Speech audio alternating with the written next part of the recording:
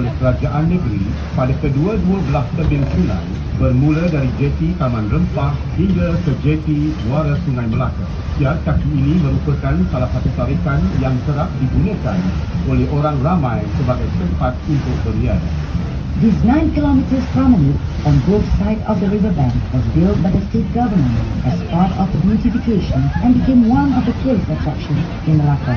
It is also popular among the locals and often used for recreational area. This promenade runs from Taman Rempah Jetty all the way to the estuary of Malacca River.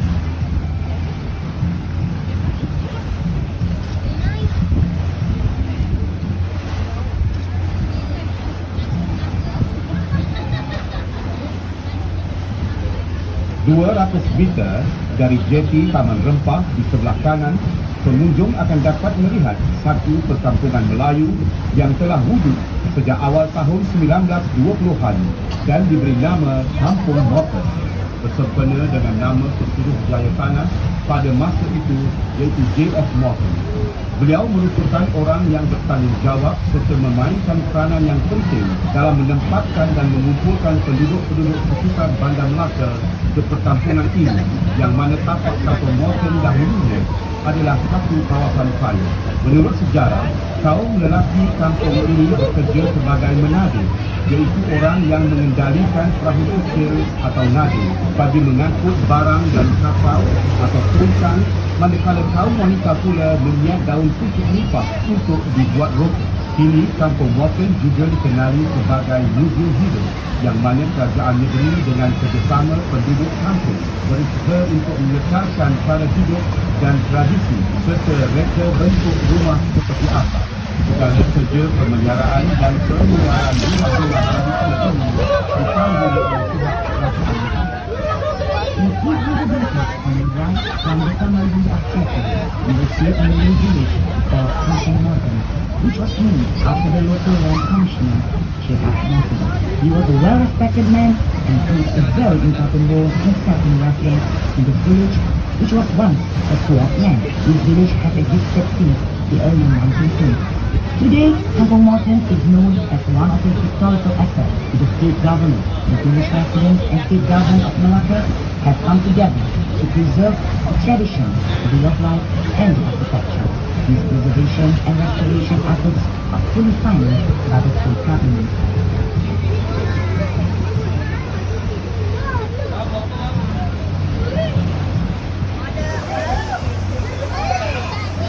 Di sebelah kanan jambatan Kampung Morton terletak rumah Villa Sentosa.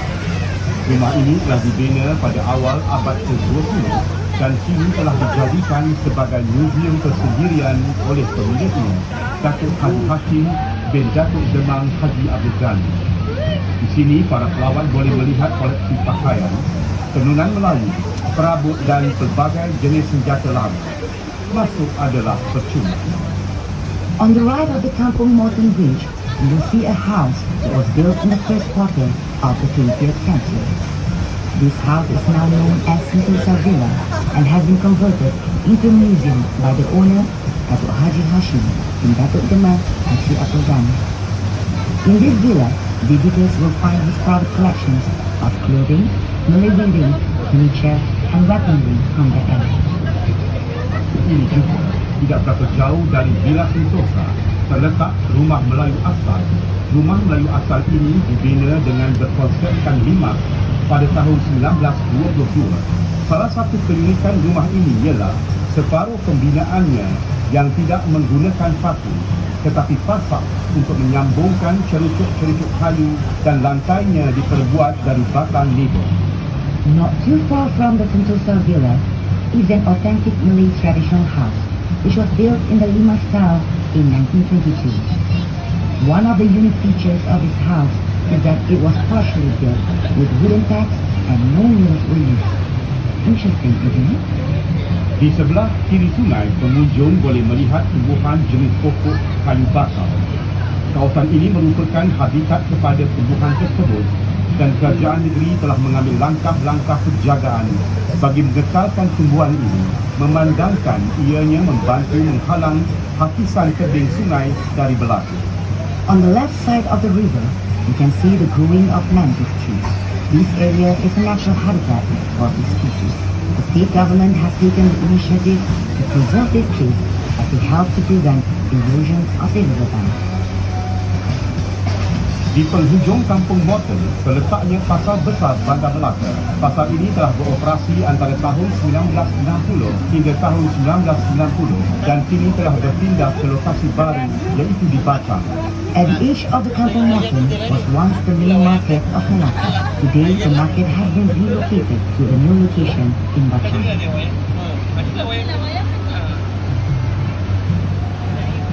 Ingat tadi dah berhenti sini nak ambil gambar je. Tadi kita stop sini.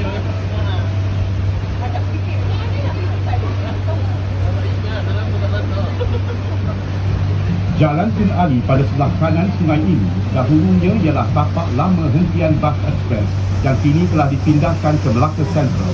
Tapak ini sekarang telah dimajukan menjadi satu kawasan taman tema. Tiga tarikan utama di taman tema ini ialah Ferris Wheel, Pirate Ship dan Rumah Hantu. On the right side of the river is Jalan Tun Ali. This area was utilized as the interstate bus terminal before it was shifted to Melaka Central in 2004. Today, this area has been converted into a recreational park for the public. Among the attractions are the Ferris wheel, pirate ship, and haunted house.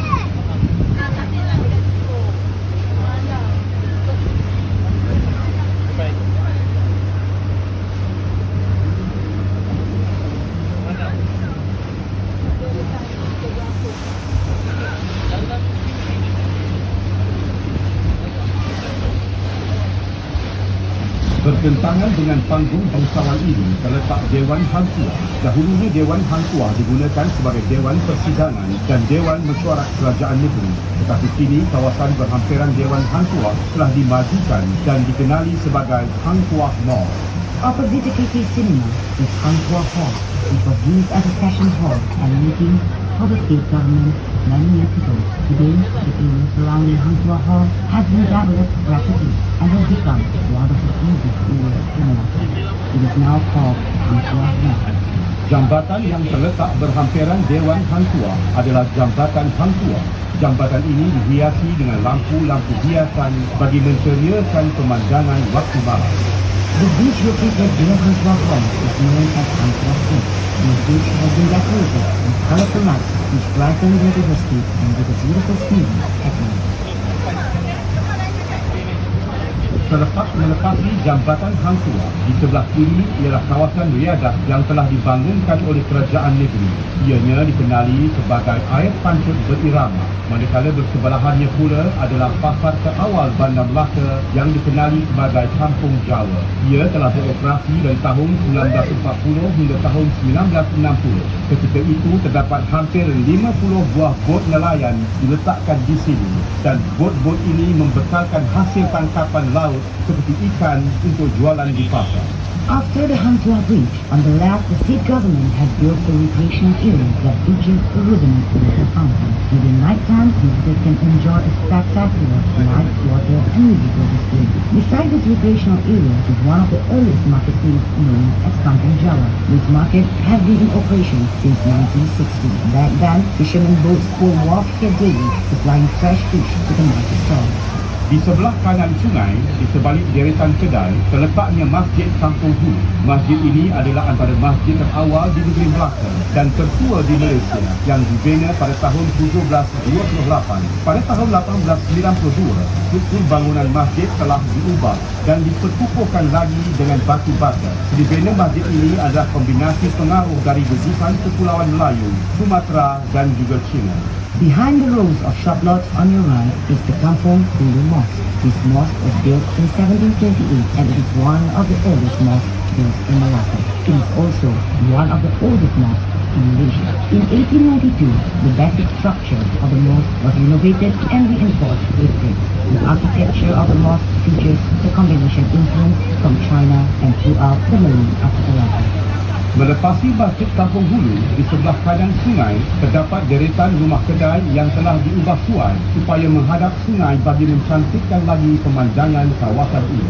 Di sebelah kanan terdapat bangunan yang penuh dengan lukisan-lukisan mural yang dilukis oleh pelajar-pelajar IPTA dengan kerjasama Kementerian Pelancongan, Kesenian dan Budaya Malaysia.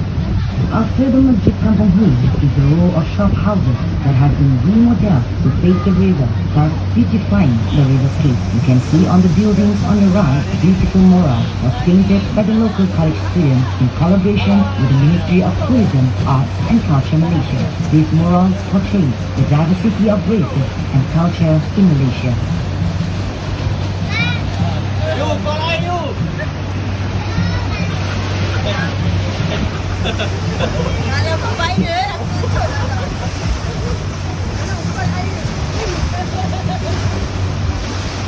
Baik dia. Kau model lah.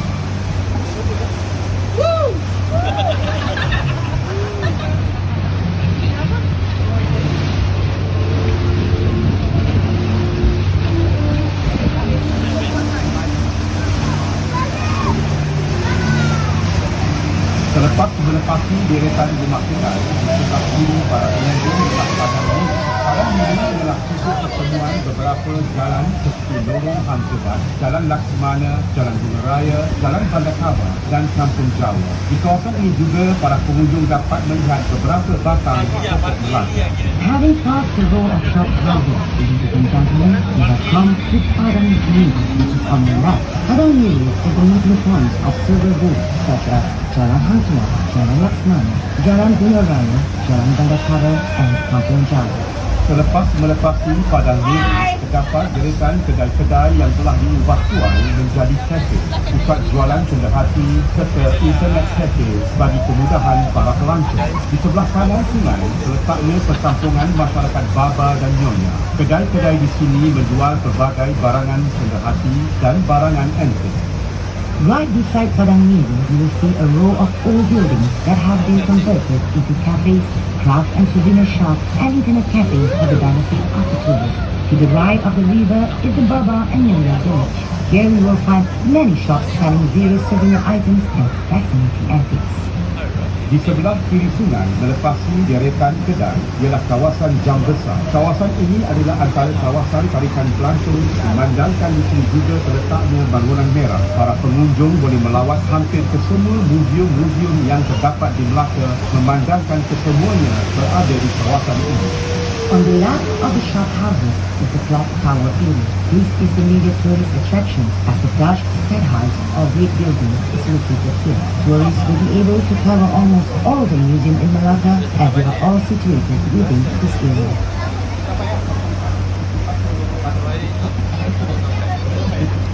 Right here.